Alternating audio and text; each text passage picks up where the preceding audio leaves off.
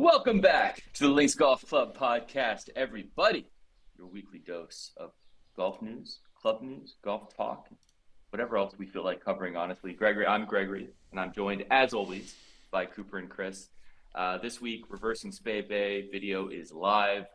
We got some interesting things to talk about on the announcement front from Mr. Bruce over there.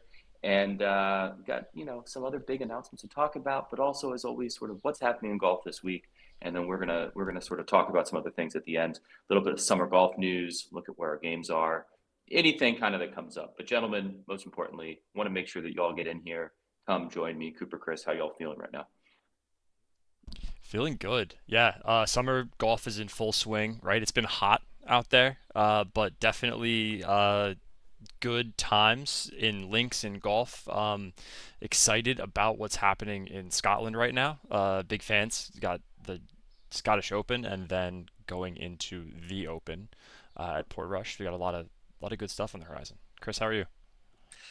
Doing great, man. Yeah. Scottish golf season, coffee golf season, hot golf season over here. Greg's on the run. He's in a remote location. He's who knows where Greg is right now. He's a man of mystery over there. Feeling good, man. Feeling good. Sweet. Well, it's good to see you both, and it's good to see all the folks in chat. But let's just dispense with the formalities and stop wasting time. We got some important stuff to announce, important stuff to talk about. Chris, I'm going to pass it over to you. Why don't you tell the people what we got going on? Yeah, well, maybe first off with a question. How much money do you guys think you have spent on playing golf so far this year? What's your best guess? Is this in I mean, it's in the thousands. Or if it's too embarrassing to say. Yeah, lots. My fiance listens to this, so I'm not going to give you an exact number, but definitely a lot. Good. Yeah. Yes. Smart. But I wouldn't say it's too much. Has spent the most on flowers and jewelry and chocolate, massage, like chocolate. Yeah, everything else, and then golf is fifth or sixth, probably. Yeah. Yeah, I mean, I definitely feel like I've spent more on golf than I've gotten back. Is kind of one way to put it, Chris, I think. The game giveth and it taketh away. Yeah. Well, now imagine, what if you could turn all of that spend into Bitcoin, Ethereum, Solana, or other crypto in your portfolio? Would that be a good thing? I mean, you can do it a little bit. You post some Links League scores, you get links in your portfolio. You do other things in the Links ecosystem, you get links in your portfolio. But it's always good to do a little more of that, yeah? I would say that's impossible. There's no way that something like that can possibly exist in this year of our Lord 2025, Chris. Yeah, I'd say, I wish we had it, but we don't. So I'd take that deal if it's something like that existed. Yeah. Well, I have something you might be interested in. Today, we have a new partner and a new sponsor to announce. Our first ever sponsor of the LinksDAO podcast. So, without further ado, today's podcast is sponsored by the Gemini Credit Card, the only instant crypto rewards credit card in the market, and hands down one of the best credit cards if you love golf. So you all may have seen it, seen it out in the marketplace. It's a pretty great card just in general, right? You get up to 4% back on all sorts of spend categories in hold hard crypto. And you even get a $200 sign-up bonus when you sign up for the card. But this summer, Gemini is giving 10% back in crypto on all golf course transactions up to $250 and spend a month until September 30th. So just to repeat, 10% back on golf up to $250 and spend a month until September on this September card 30th. On that card right there. Wow. That very one. So for our LinksDAO members, that's a pretty good thing. Our members tend to like golf. They tend to like crypto. So we're very excited about this, this partnership and this sponsorship. So just to talk a little more about it, that means, greens fees you're paying when you go to play, even your monthly dues if you're a member somewhere and you're paying monthly dues and putting them on credit card. Uh, Wherever you're paying at the golf course, you're getting up to 10% back from the Gemini credit card. And for LinksDAO, that includes spend on a Hillcrest membership, spend on a Spey Bay membership, any LinksDAO events, right? We've got a few spots still available at Tree Farm coming up later this year for what is going to be an epic 2-day, 1-night stay. You get that with your Gemini credit card. You're getting up to 10% back on the first $250 of spend every month until September 30th. So pretty awesome deal. The card is great. Like we've been using it for a few weeks or months now, trying it out. You earn crypto back instantly. Have you guys noticed this? Coop, or Greg, have you guys bought anything and then like gone to look at the app? It's crazy. I mean, you swipe the card, you open the app, and it's right there. There's no like waiting period or delay. The rewards show up instantly. No, I mean, since we figured out we were doing this and I got this card in my wallet, it instantly was on my Apple Pay when I signed up. It was like, do you want to add this to your wallet? So I could tap it before the card even showed up really fast. But yeah, every time I used it, I'm like made it my default over my Amex on my wallet instantly, and I'm like, boom, golf, crypto, all my purchases with this. It's been really cool to see.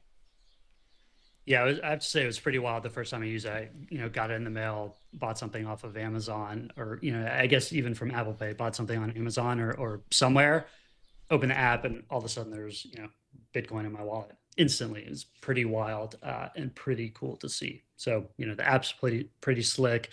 Card has been great so far. I have to say personally, like I was a lifelong, I guess you could call like a travel rewards credit card maxi. Like I worked in the travel industry. I was a consultant for a long time. So like I was doing the whole thing, right? I had airline credit card, hotel credit card, doing the status rat race, earning miles and points and all that stuff. But I have to say, like, just over the past few weeks, as we've, started using this and, obviously been talking with the Gemini folks, I'm like completely converted. Part of me is like, why did I not do this sooner? Because, it was always frustrating, like, earn a bunch of miles or points, right? And then you go to use them and, there's blackout dates, or, the flight I want to get for Thanksgiving or whatever's crazy high price, or, and I mean, let's face it, like points or miles, they get devalued over time. But like with this card, you're getting crypto back immediate and transparent value. And like Bitcoin rewards earned and held for 1 year on the Gemini credit card have appreciated 176% on average, right? It's like the opposite of getting devalued over time. So that's pretty awesome. Part of me is like thinking back, man, all of those airline miles, if those had been Bitcoin or ETH or Solana over that time period, my portfolio would be looking different. But, no better time than the present to make things right. So we've already talked about real-time rewards are incredible. Apps really slick. And as a golfer, I mean, it's pretty obvious, right? This should be a no-brainer. $200 for signing up, 10% back on golf course spend, up to $250 a month, and great way to enhance your crypto portfolio. So it is a Coop showed his card. I got the black one. Nice. Didn't go for orange. Classic. Got the black one. But can you show us the number on that one? Just flip it over. It's actually great. They don't show a number. I can flip this thing around. You know what? You can't scam me, Greg. But it is a world elite. I love that it's a metal card. There's just nothing better than like just the heft of it. It also came really quickly, but you can start using it immediately. Like Cooper said, like even when you don't have the card, you can use immediately on Apple Pay, and they ship you the card, and you're good to go from there. Yeah, I'm not gonna feel as bad about buying the Pro Shop balls at the golf course now when, I know I'm getting money back. So, obviously going to try not to lose them, but might shell out for some premium balls and do that rather than going with some refurbished online with this. I think, yeah, I mean, it just makes so much sense. And shout out to Gemini for thinking of us for this and thinking of golfers, right? Definitely a cool addition to the suite of crypto and golf benefits that you get here with LinksDAO. And now anything you want to buy, we were talking in chat earlier, getting a new pair of shoes, even they're on discount, right? You're still getting, rewards and percentage back in crypto for all of your purchases, right? But especially at your golf courses and golf clubs, munis and everything else. So, yeah, just super cool to see this intersection and adding more crypto to the portfolio with every swipe. Yeah, we're really excited about this one. We've gotten to know the Gemini team. We have some LinksDAO members and fans at Gemini already, which seems like we have them everywhere. We're always meeting folks throughout the world, and they always pop up. But they've been great to work with. We've got some other stuff in the works for the future, so we'll see. We'll see what else we may have to announce in the future. But really excited about what they have going for golfers and specifically for LinksDAO members this summer. So to sign up, we dropped the link in the comments here, but to sign up, go to gemini.com/LinksDAO. So that's gemini.com/LinksDAO. You can get that $200 sign up bonus in Bitcoin, Ethereum, Solana, or 50 plus other cryptocurrencies that Gemini has on the exchange when you spend up to $3,000 in your first 90 days. And you can start earning your 10% back on golf course purchases. You can see if you're eligible like immediately with no impact to your credit score when you go through the flow. So that's pretty nice, and you don't kind of have to worry about that angle. So click the link or go to gemini.com/LinksDAO to apply and start earning instantly. And you can see rates and fees in the description for more info. Yeah. All right. I just want to throw out a question. Hacks, I see your comment. If you already have the Gemini card, can you still sign up and align it with LinksDAO? Never hurts to send their customer service department a message, right? Open up a support ticket with them and say, hey, I'm a Links member. I'd love to do that. But I don't think, don't cancel your card and re-sign up or anything like that. But definitely shoot them a message and see if that can work out. But yeah, stoked to see folks are already getting on it with the Gemini card. That's great. For sure. And if you're an existing member, you will still be able to utilize it at golf courses to get your 10% in crypto as well. So even if you're already a Gemini credit card holder, still want you getting paid for golfing. Yes. Nothing wrong with that. Absolutely. All right. So we're excited about that. First sponsor of the pod, great partner. We got an ad some read. more This is stuff. crazy. I know. It's crazy. Wild. But we're also excited. I mentioned before about where some other interesting stuff we may do with Gemini in the future. Great company, have been pretty pioneering in the crypto space. So another great brand to be aligned with is Links.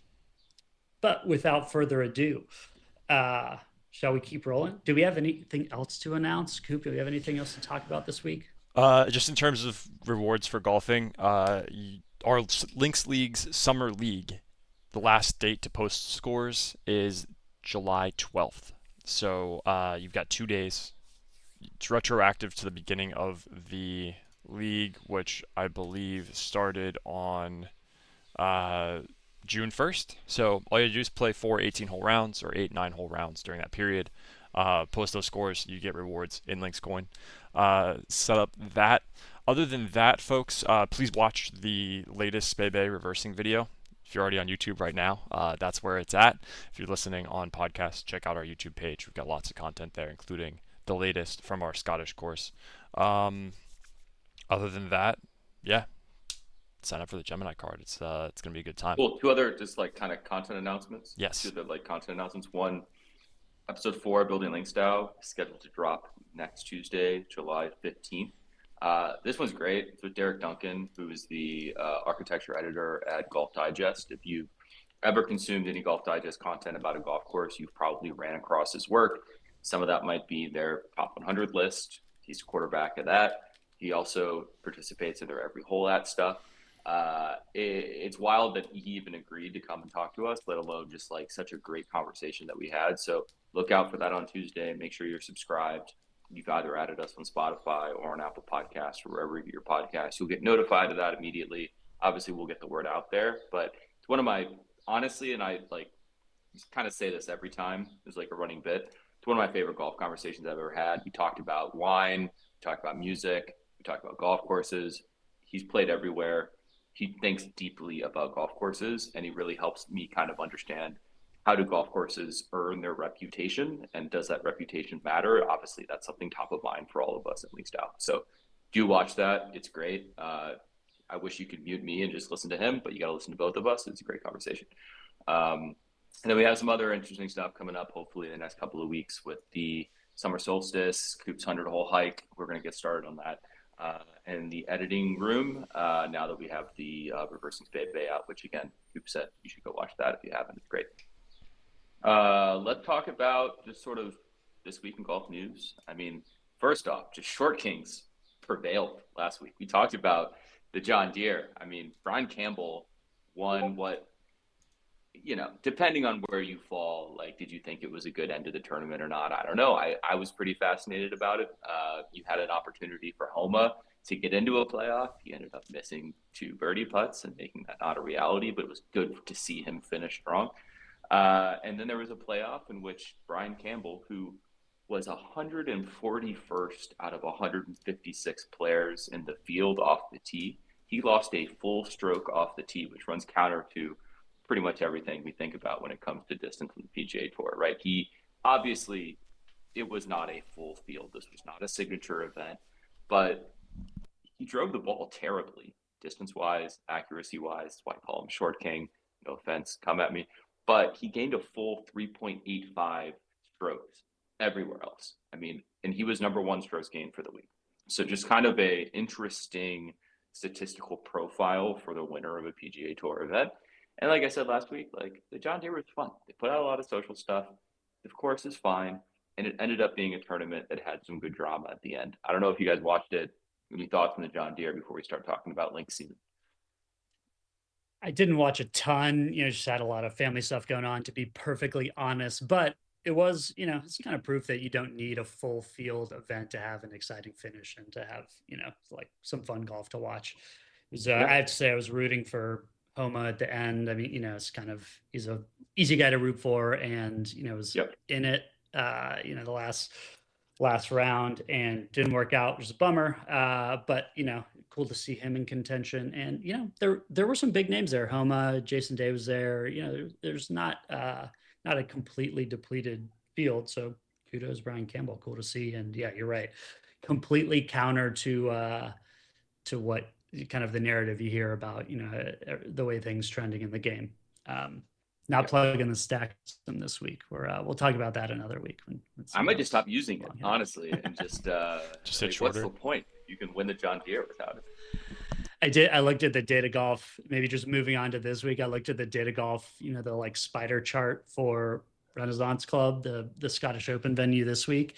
And it's kind of hilarious. It like complete spike on driving distance for importance, right? Relative to a tour event, and complete depression on driving accuracy. It's like, Brian Campbell might not be rolling again this week. Yeah. It's like, in tennis, some people are good on clay courts, grass courts, hard courts. Like maybe just, I would love to see Brian Campbell like do a 1960s Celtics run of John Deere's, and he just wins like 9 of the next 10, just becomes the Bill Russell of off-field events. Yeah. I'd love to see it. Like Tiger at the Buick or wherever he won like every single year. He's the only person needed to show up, Don't foresee that for Brian Campbell, but who knows? Who knows? With the information we have right now, you can't lose. We'll see next year what happens. Maybe that'll change our minds. All right. Well, we're going into, you said, coffee golf season. Obviously, we're going to see some great golf courses and great events. We're all very partial to Scotland golf, and we got 2 back-to-back events in the UK, which we're very excited about. We can debate whether or not we want to see Renaissance on TV again, and then for the foreseeable future. But obviously, like what we got going on in Ireland a week in the future after that is going to be a golf course that I think all of us would want to see on TV. But we got the Scottish Open kicking off this week. In fact, today, Spieth's there. He's healthy. That's one storyline. We could talk about whether or not the Links Master has what it takes to surprise us at the Scottish Open. Right now, I think like the easy choice is Big Bob McIntyre. I see no reason why not to see him as the person that I would both most root for, most want to see win, and who I think has a decent shot. But I guess, how are we thinking about the Scottish Open? We're going to talk about the Open, which we're going to get to Golf Icks later on. I'm just calling it the British Open right now. I don't care if the RNA comes for me. It's just way too hard to talk about the Open and have people be like, well, you're talking about the US Open. It's the British Open. It's the Scottish Open. I'm going to zag, right? So we'll talk about the British Open in the future, but let's talk about the Scottish Open now. What are you looking for? Who do you like? And, you have enough coffee so you can wake up early and watch these. Brought to you by Coop Moses, Monster, and Orange Juice. We'll be having those. I loved McIntyre's finish at the U.S. Open. With the applause for Spawn's putt. Just like, yeah, that was a great finish. So I mean, couldn't be a better guy, I think, in the field to take it home. Good karma. Yeah, great exactly. Karma. Just really solid vibes there. Excited to wake up early and see these guys. I think I saw Potgieter fired off like a 405-yard drive on the first hole. So speaking of distance, right? Like, it's there if you want it. I mean, you also have to have the talent to do it. I want it, but I can't hit it 405. 40 yards of rollout, I think, out there too, which we've experienced. Some of that hard turf and the way that plays. It's just going to be a good tournament. I'm excited for perhaps the Scottish Open to take on another venue at some point in the future. Renaissance, I think, is less challenging, especially we heard Rory talking about around the greens, than some of the other options I think you have for this course. And as some folks, I know, Chris, you played Castle Stewart, Cabot Highlands, that was a venue, heard stories of Mickelson, firing off stuff on the short par 4 there from our caddies. There's so many great venues that I'd like to see in the future that I'm stoked to see the Scottish Open, but I'm also kind of aware of the possibilities for future events that could host this Open. It has to get better. I mean, there's a whole like range of golf courses that would be in the Rota if not for the Rota being such a traditional thing and a closely guarded thing. Like, this should be the second Rota, right? Like, we should be playing golf courses that we all desire to play when you go to Scotland. And nothing against a Renaissance Club, but I don't know. I would much rather see what is now obviously Cabot Highlands again. Like, play it at North Berwick. I get weird. Yeah. I like, play it at Cullen for all I don't know. Like, play it at some interesting places, and let's make it strange, because we're not going to see the same. Yeah, that'd be great. We're not going to see the same latitude for the British Open. So let's see the Scottish Open embrace the weirdness of Scottish golf. But yeah, Scotty has the highest win. Go ahead. Yeah, I was going to say, I kind of get the struggle. I mean, it's the struggle kind of everywhere with tour venues, right? Like, players hitting it longer, they need to find bigger ballparks. They absolutely, tear apart some courses. And so that, there's this constant pressure to, go to bigger ballparks, go to newer venues that are, have been stretched out and that type of thing. And so, I get that side of it. But yeah, completely agree that it is, like, selfishly, it's a bummer when it goes to the Renaissance Club, which is it's a private club that's very difficult to play, versus all of the other great publicly accessible Scottish venues that they could play at. So like Castle Stewart, Cabot Highlands, I think it's Jamie Kennedy posted a video of Phil hit this like ridiculous like full swing flop shot that went 10 yards and stopped because he had to get over this hump on a green on the third hole at Cabot Highlands at Castle Stewart. And I was in the exact same position like when I played it 3 weeks ago. And obviously I don't have the skill to pull off that shot, but like seeing stuff like that, like, yes, you do. players, you can do it. Greg hit I with a even posted 4-iron. the video. I did not play that shot. I played a very different one. Little, lame bump and run, which is actually a pretty good shot, I will say. But it like brings it to another level when they're playing venues that you've played. You can relate to the shots they're hitting, and especially when there's these specific venues where they kind of uniquely can host public play and people enjoy them, and they can also pose a challenge to tour players. Like that's the ideal from my perspective. You can kind of say the same thing with a lot of the US Open venues and everything else, but yeah, would be very excited if this rotated around a little bit more. Saw some other venues that a bunch of US folks have gone over and played and could get kind of more engaged in the tournament. I think that would be beneficial for everybody, really. Yeah. That's why, like, if they're worried about courses not being long enough, just go the opposite direction and just play Cullen and just make it a true test of iron play. Keep the ball on the ground and make them do some stuff. I don't know. The reality is the reality, but I as a fan, I would like to, especially since I'm going to be waking up so early to watch tomorrow, Saturday and Sunday, I would much prefer to watch a golf course that I am excited about. Yeah. That said, though, I do love this stretch of the year, like the coffee golf stretch, Scottish Open, British Open, Irish Open. Very cool, like, to get the change of pace. Yeah, bring it back. Make fetch happen. But because we get pretty consistent looks and feels, by and large through the PGA Tour schedule, and like even if you're going over and watching a live tournament, it's by and large the same, but you get a completely like change of gears, different style of golf, different look of the courses, browned out, lots of wind, people wearing sweaters and long pants in July because it's it's actually chilly out. It's a fun change of pace. Love it to just get a little bit different look in the middle of the season. It's always a fun thing. Agreed. I will say though, speaking of Links Golf, since we're in Links Golf season, we did we put out the updated Spey Bay video this year.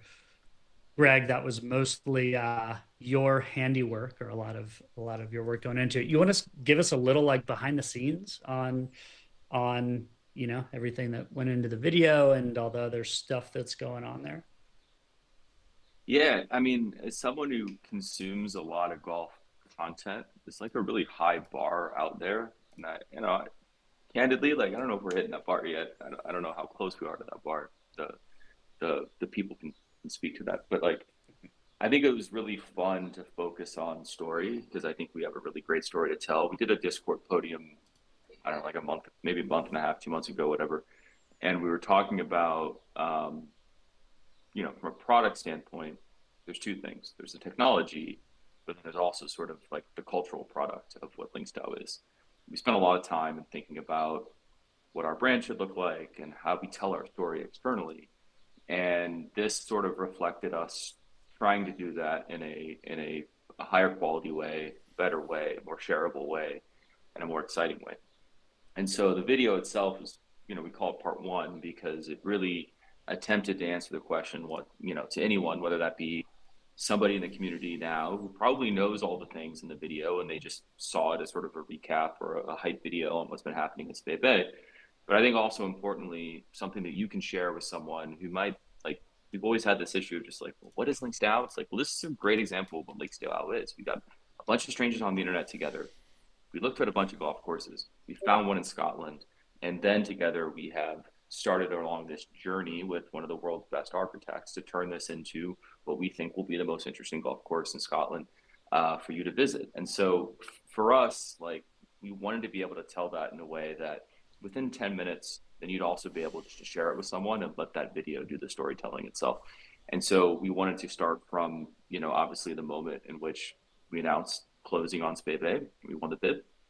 We wanted to tell a story about what happened to like understanding the land itself so that we could work with Clayton, DeVries, and Pont to come up with this crazy idea of building a reversible golf course. It's very unique in Scotland, a place that you can go and stay as long as you want and play over and over again. And then what is all the hard work that Bert and David and the team have done into starting to execute towards that vision. So obviously there was sort of an initial phase of work. You see a lot of great stuff of just like us pulling gorse out and us harvesting sand from the driving range, and then going to a next step of us actually playing it last year and starting to see how it felt and get a sense of the sort of vibe of what it would be like to play the holes backwards. And then all the winter work of actually starting to like combine greens and take out some bunkers and take a lot of that sand and start to hydro seed and fill in the grass from the place where all of the gorse was removed, to then people actually being able to see it for the first time in its current state and having the 7 holes ready. And we have a lot of content, we have a lot of video, and shout out to Cooper and Bert who shot some of that stuff when he was there. We have a lot of drone footage, so we just wanted to make sure that for anyone who wanted to understand what's been happening at Spey Bay, we all know, because we've been following it on social or we've been seeing it firsthand, how amazing that place is and how much progress has been made. We just wanted to make sure the world could see that too. And it was fun to put it together, and obviously take feedback on do you like the story, do you like the way that we tell the story, like any ideas that you have, would love to hear those in Discord. But it's been exciting to have a chance to be able to tell that story through video, and I think we'll keep getting better the more we do it.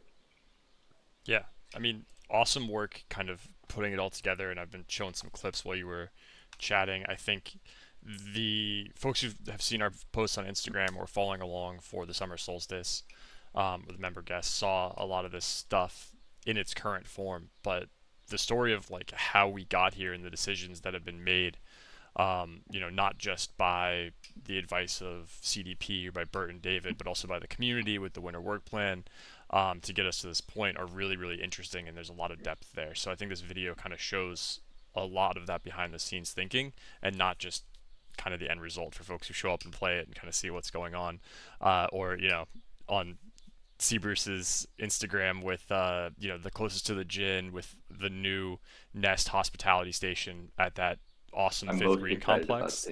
Yeah, I mean, there's so many cool options and ways to play and enjoy that course now that didn't exist when we took it over. And so yeah, the progress, the team, your work documenting it and sharing that story, I think is really great. So if you haven't seen it, go check it out, share it, drop a comment. We're really excited for that journey to progress. Yeah, and not to, shout just one quick thing, just like to shout out also the next week's conversation with Derek Duncan. Like that's kind of like spoiling the plot of that conversation. Was like, when it comes to building reputation, a top 100 golf course reputation or whatever, like a lot of those courses have built this heritage over time, and what makes them special is that they're so unique and everything else, and everyone's trying to do that, some to success and some not.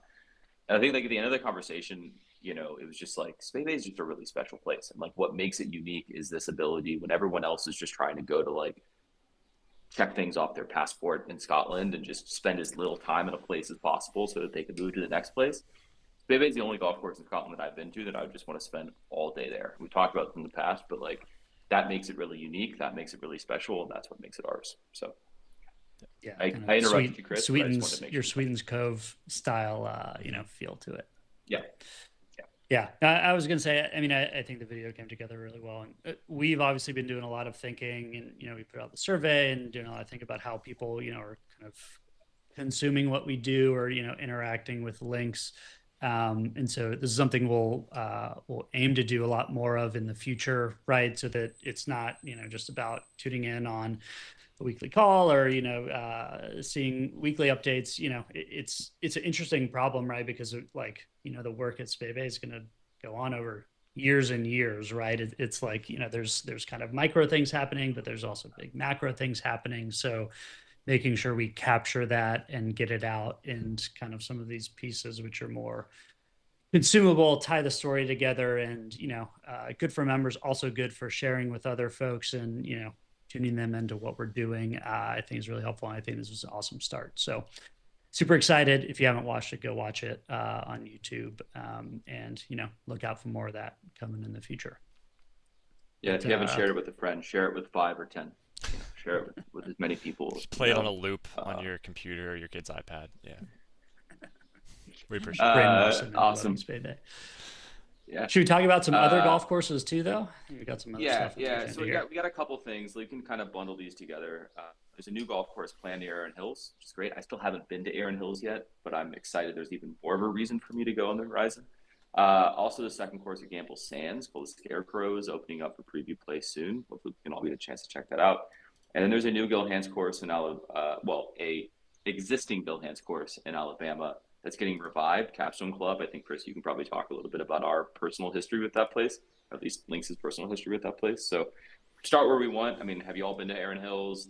Any thoughts on some of the stuff, the work that's happening there?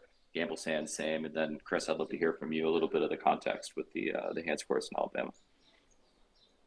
I will say both Wisconsin and the Pacific Northwest in general are big blank spots on my golf resume. So don't have a ton to say about Erin Hills, although it's kind of continuing the trend of spots, adding courses, trying to fight for the buddy trip use case and have people come and stay for longer periods of time and that whole thing, which obviously spots like Bandon Dunes and Sand Valley and Stream Song and others are doing. But definitely big news, I think, for Erin Hills in that general vicinity. Big news for Gamble Sands. They'll have 2 full-size courses now. I think they already had the original and then the short course and the whole Himalayas green, and they've got cabins there and everything. But big news. I think we're in the golden age of that stuff right now. It feels like, right?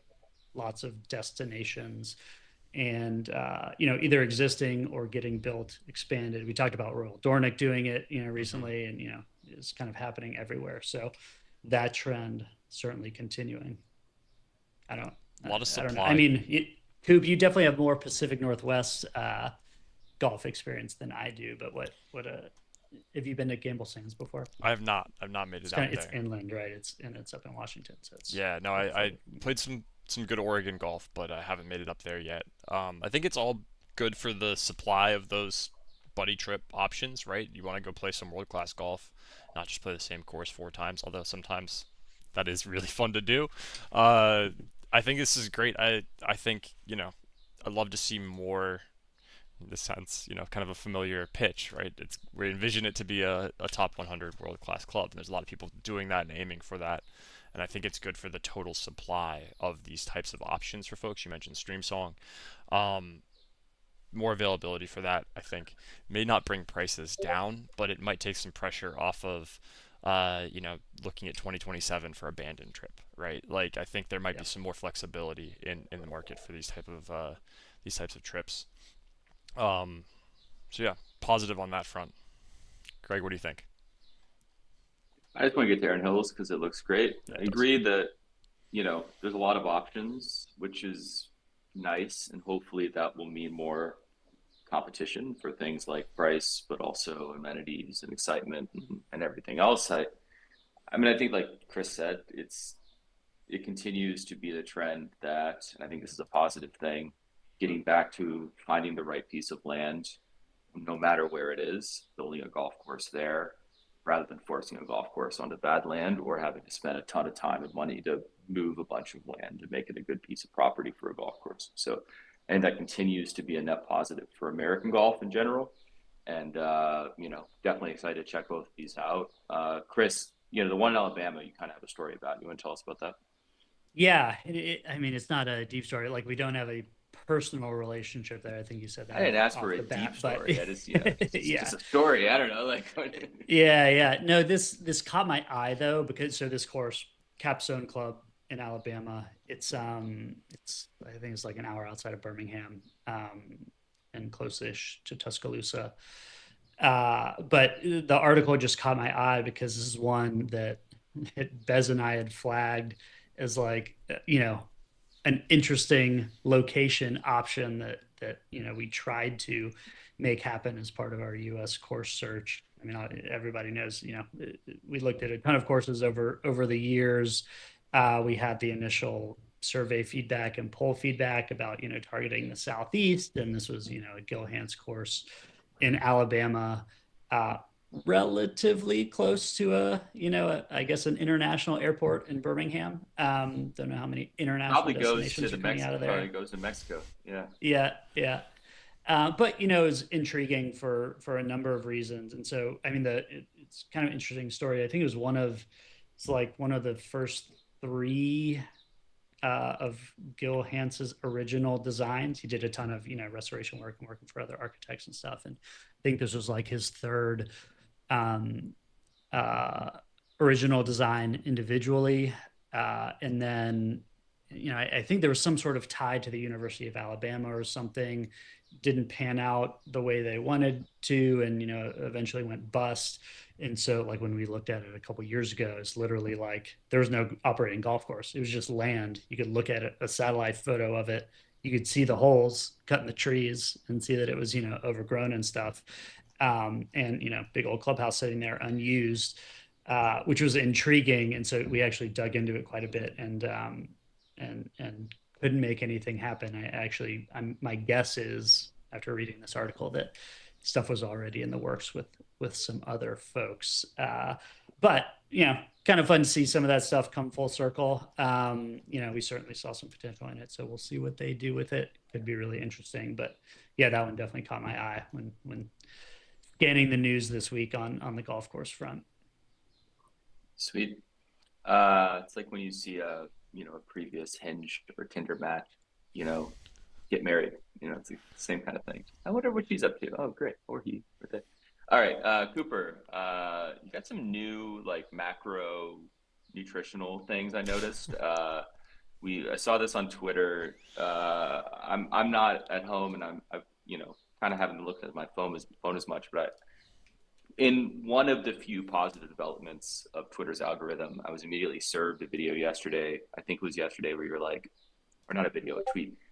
We're like, I'm going to eat a bunch of spaghetti, and then I'm going to go to the gym, and we're going to see what happens. Which, carb loading makes kind of sense. I think you had some red meat sauce on there, maybe. Like, it's a good combo. And then, like, I think today you posted that it worked out. So I just wanted to check in. This is a golf conversation podcast, but we've also spent a lot of time talking about our own improvement journeys. So I'm just, Sure.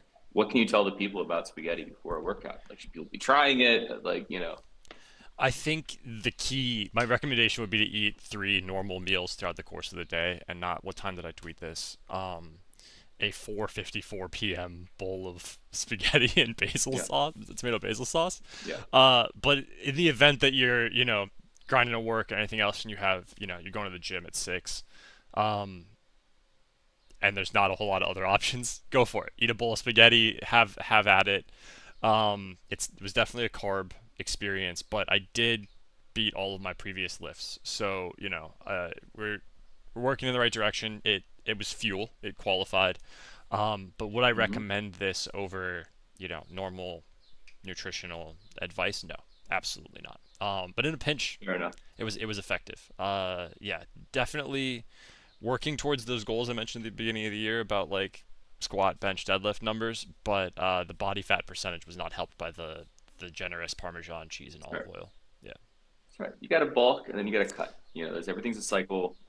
It kind of reminds me of the Michael Scott when they do the fun run for Meredith having rabies, where he carb loads on like fettuccine Alfredo minutes before taking off on the race, and then ends up getting sick. Just wanted to hold the space for game improvement. We're all working on something, and it's good to see that you have definitively proven that eating spaghetti with basil sauce before a lift will produce higher yields on all of your heavy lifts. It's better than nothing at this point. Better than eating nothing. Yeah, better than nothing. Yeah. Probably better than like I like Fruity Pebbles. I'm not gonna eat Fruity Pebbles before I go to work out. Sure. All right, so let's do some other chatter here. We got 3 questions for y'all before we wrap up. First, since we talked about Gemini at the beginning, imagine that all of us are now sort of emboldened and are going to feel better for making even more golf purchases in the future. But let's look back a little bit. What's a golf purchase you've made recently that you would recommend for anyone? 10 out of 10 NPS. It's helped your game. It's made your game more fun, however you define that. But I want to hear from y'all. What's a recent golf purchase you've made that you enjoyed and you think other people should do too? I'll limit it to a recent golf purchase because I feel like we've talked about Mhm. tons of stuff. Obviously, all our partners and using Arcos and Stack and there's lots of stuff we could talk about, but a lot of that been working with for a while. This one a little more random, not a partner, but it's been interesting. I've found recently got I No think the free ads company's now. No free ads now.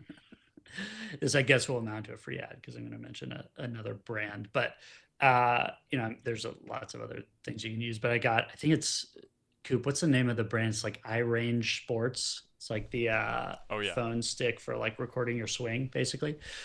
I mean, a lot of people do that, whatever they're going to post golf videos or whatnot. But I find it interesting. Like I'm trying to do, work on some swing changes, fix some things that have been consistently bad about my swing. And, you know, forever, I would just like sit my phone on my bag or whatever and like try and get a shot. It's like huge pain in the ass.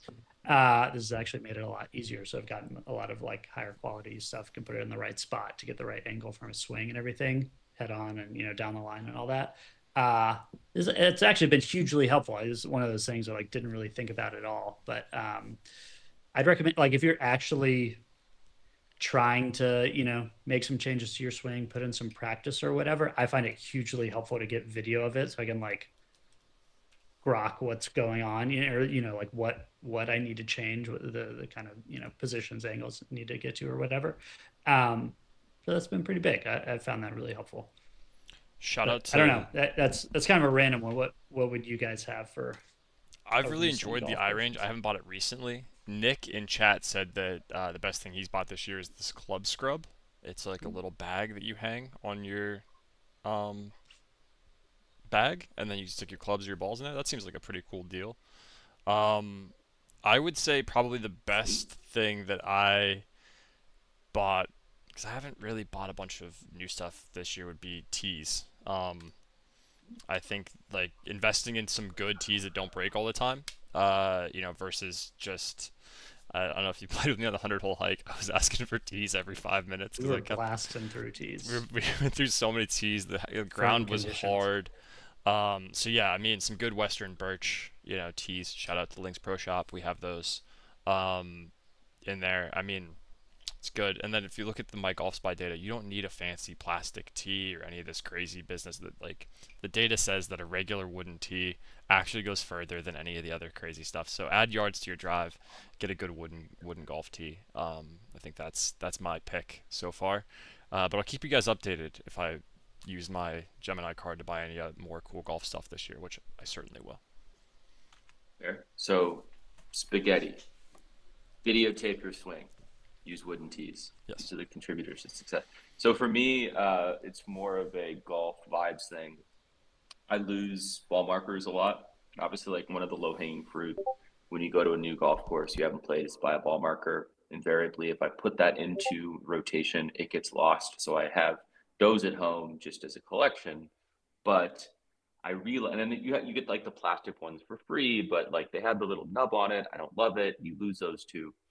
So I'm as a Buffalo Bills fan, I realized that at one point the U.S. Mint produced Buffalo Head nickels. So I bought an entire roll of Buffalo Head nickels for like $35 off of eBay. It comes with like I don't know 10,000, whatever's in a roll, some indiscriminate amount of number that I shouldn't lose forever. Obviously, it's not 10,000, but per unit cost, it's cheaper than any other, ball marker that you can buy. The roll itself is cheaper than some of the premium ball markers that you can buy, and you don't care if you lose them, right? There's so many of them that if you lose them, it's fine. You got another one in a roll. They're the perfect size, they're the perfect weight. And one thing that I've been doing recently is on a match when you have to ante this up. The next time I play with you, you can try this. If you lose a match to someone, you got to give them a ball marker. It's not huge stakes, but it's a pride thing. So it's easy for me to lose those because I end up losing a lot of matches. So Buffalo Head Nickels, really, it's just a plug for give yourself some personality, right? Like if you're going to use a ball marker, find something fun, have them tell a story. Love All that. right, next thing, second of three. What's your biggest golf ick? As the kids say, ick. What's something about golf, about culture, about playing golf, whatever it is, that just really makes you icky, really like makes you upset. Think something. Oh boy, I've been playing with the same group of guys in Philly recently, so if they're watching, I apologize, but you maybe need to hear this. Players who play slow and then take like do a 2 minute warm up sequence and then just shank the ball, right? Like if you're gonna play bad, play fast. Drive the cart up to your ball unless it's cart path only or whatever.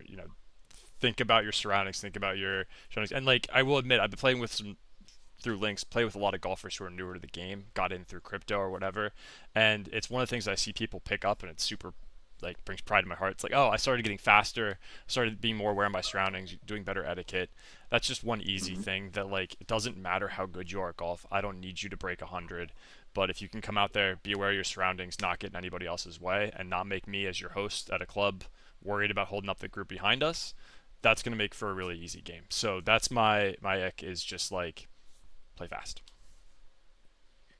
Yeah. You stole mine, man. Darn. That's exactly what I was going to say. Now I'm on the hot seat trying to think of something else.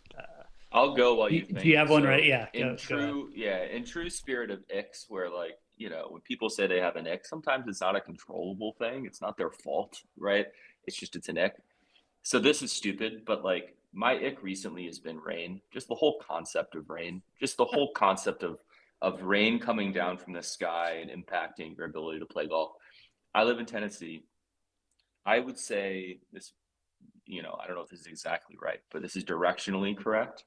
I've had at least 7 rounds rained out that I woke up in the morning, I looked at the weather, forecast was fine, show up, play a couple of holes, rain just starts coming down.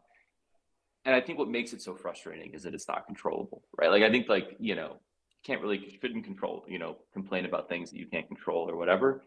But it's so deeply spiritually, philosophically, like whatever, like at the root of whatever, just because you want to play golf and you want to be outside and you look forward to it, and then it just gets taken from you. And that's my biggest thing is right now it's just the whole idea of rain. You moved to the Murray Coast of Scotland. It's they're getting no rain right now. I can tell you that. Super Sure. dry. Yeah. And that's the thing is like you need rain for grass. I get all that. And like I should be able to play through the elements. We're not talking about dry, like I'll play through rain. We're talking about lightning. We're talking about getting called off the golf course and unplayable conditions. That's to be clear. I'll put the rain gear on. I'll play it. But yeah, we need rain in Scotland. So Yeah. Fair. Yeah, I think I completely agree with that. I also find it crazy just like how inaccurate the forecasts are. Often looking at forecasts, trying to, figure out when we can golf or what the best time is or whatever. And it's just, like earlier this week, it was like, oh, Friday's going to be completely rained out. Now it's all clear, whatever. I think, back to the original question, the golf ick, I think, slow play, definitely the thing that was top of mind. I think the thing that gets me the most as part of that is multiple practice swings. That always kills me. It's like, okay, got your routine, one, whatever, okay. But, swing until you got the right feel or whatever and getting into it, it's like, that can just be a killer. You know what cures that? Just be a killer. Playing 100 holes in one day. You will not take. Gotta conserve your swings, man. That's right. You'll not take extra practice swings. Yeah, or playing vintage clubs where your swing doesn't really matter. All right, so last one before we wrap up. Let's just do a check-in on what's in the bag. I'll start real quick, just to kind of run down the bag. So driver-wise, this year I put in the new ping. It's good. It's forgiving. Shaft feels right. I'm kind of on the fence about my grips. I got, what are they, the MCC plus 4s or whatever. I think I want to move to a smaller grip mostly just because they don't fit in the bag great. But driver, while the driver has been pretty bad this season, that's, really the pilot, not the airplane, or the carpenter, not the hammer, whatever that metaphor is. I go from that driver down to a 3-wood. I've had a Smoky Eye 3-wood for like 2.5 years. Also not a club that I necessarily think needs to be in my bag long term. There's a couple of holes at my home course that it makes sense to hit a 3-wood on, and not hitting a lot of greens and par 5s and 2s with a 3-wood because it just doesn't hold the green anyway. So I'm kind of maybe thinking about getting more into a 5-wood situation, but that's what I have now. Below that, I have a 2-iron still that I game whenever I'm not feeling the driver. The driving iron's great. It's great in Scotland. It's great to keep the ball low. It rolls forever, and it's really hard to screw up. Then a 7-wood, big proponent of the 7-wood. That really replaces my 4-iron. I can hit the 7-wood into greens. I can hit the hold. I can hit anywhere between like 190 to like 210, 215 for me. Different ball flights, but the stock shot is like basically 200 high. It stops, and I don't have issues with it rolling off the green. I want to replace the 7-wood because it's just like a random one that I bought off the rack. But the 7-wood I have is like an couple-year-old thing. And then I go 5 through pitching wedge, Titleist, the 2-year-old Titleist 150s. Like those a lot. Titleist just released new T-Series irons this past week. Excited to check those out. But it is a blended set. I think I have T200s in 5 and 6, and then I go 150 down to pitching wedge, and then I have Vokey wedges. I have a 50, a 54, and I recently moved from a 60 down to a 58. I've been very happy with that. Get a little bit more full swing action, a little bit more control over spin, not as flippy with it, doesn't go as high, but I can hit the same other types of shots that I used to hit with my 60, but it's just a little bit more forgiving. So that's my bag. Cooper, Chris, what do you got right now? Yeah, not a whole lot of changes. It's the paradigm driver. I might look at the shaft on it. I had one caddy who saw my 5-wood swing, which is the AI Smoke 5-wood, which I'm just loving, man. Just like 260 pure, so forgiving. And like I don't know why I hit my driver, honestly, after I hit it most of the time. But I love that the shaft on that. And so I go driver 5-wood. 4-iron through pitching wedge on the Callaway Apex 21s, which are great, although I've got a new swing now and I'm back in the range of like my 9-iron might go 150 or 185, and it's a struggle. Sometimes if I catch the sweet spot and I swing hard, I'm like, well, I'm 20 yards over the green. It's a good problem to have, guys. I'm not complaining. And then the It's not a good problem to have. It's the opposite of a good problem to have. 48, 54, 60, the weirdest gapping available in Callaway Jaws Raw LinksDAO stamped wedges, which I need to probably the grooves are probably getting a little light on those. Those were post mint presents, so I think I use the 60 on like every hole, like literally every time I'm inside of 100 yards, I use the 60. So might need to refresh that at some point. The Opuses look nice, but and then the Bettinardi 8 Innovi 8 Tour Department is my go-to, the Putterino. Nice. I may even like skip this section because very excited to go to Callaway HQ along with our LinksDAO and Hillcrest folks that have joined Hillcrest already. Later this month, we're getting a full bag custom fitting. Feel that there will be a lot of changes coming out of that because it's been a while since I think my irons, I've like the Apex Pros are a couple years old or whatever, but all my woods are probably 10 years old at this point. Wedges, have updated, but nothing crazy there. And putter I've had forever. The Scotty Cameron Pro Platinum. But so lots of change coming. So I won't dwell too much on what we've got. Maybe I'll do an update post fitting, post bag refresh, and we can talk through all the cool stuff that's coming out of that. Maybe a full just what's in the bag video on your Instagram channel. Just like really give the people what they want. Just 2-3 minutes, walk through it. Yeah, there we go. Very, very excited to see what comes out of that fitting. It's you're already, I feel like both of y'all are trending in a little bit different direction than I am right now, and I kind of don't want you to get helped by new equipment. I'd rather have you struggle a bit more for the next time we play. But you're shooting better with hickories and persimmons, so maybe it's going to send us in the opposite direction. Who knows? Sure. We'll see. Maybe I'll just fully commit to being a hipster and not worry about gear effect. All right, let's wrap this up. So thanks everybody for listening. If you enjoyed it, you can always leave a comment, drop a like, hit us up in Discord. You know where to find us. We'd love to hear from you. We're always open to new ideas on guests, topics, suggestions, everything else. We read every message, so send them away, good or bad. Follow the pod, subscribe, and we will see you next week at probably the same time. We'll get that posted, we'll get that scheduled, and we'll get that ready to go. Before we wrap, anything y'all want to talk through? And I'll drop a little nugget here for the folks that have stayed to the end of the pod. We obviously did a big read. We announced a new sponsor and everything with the Gemini Credit Card. 10% back on golf course transactions. Go to gemini.com/LinksDAO to sign up and go back to listen to hear all those details.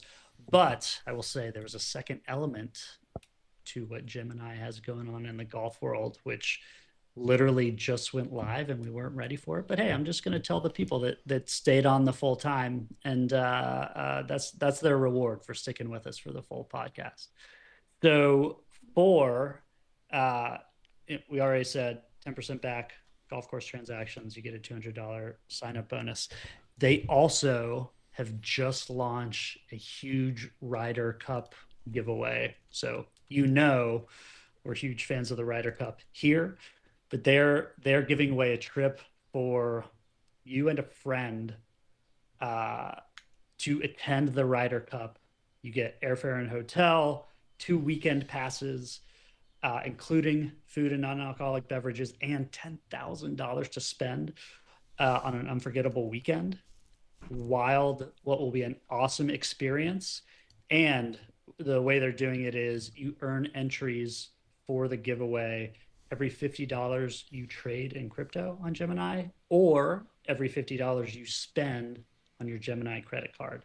So not only are you getting a sign-up bonus, 10% back on golf transactions up to $250 in spend, but there's also this awesome Ryder Cup giveaway, which sounds like an incredible experience. I've been thinking about how I get over there, just for someone who's in the New York area, just to take it all in, but this would be a better way to do it, I have to say. That sounds awesome. Chat, give me some ideas on what I should trade on Gemini to stack up those $50 transactions. Give me some recommendations in Discord. Spaghetti. Yeah, it's spaghetti coin. Win Unlimited spaghetti coin. That's awesome. All right. Drop a little Very on cool. that. I'm sure we'll share more in a more planned out manner in the future, but lots of golf stuff going on with Lynx and Gemini this summer. Sweet. Awesome. All right. Glad you took the time to say that. Cool. Well, everybody, love to see you. We'll see you next week. And please go watch the Scottish Open and get ready for #the British Open the week after. We got a lot of exciting coffee golf coming up, and we look forward to talking to you soon. See y'all later. See y'all. Perfect.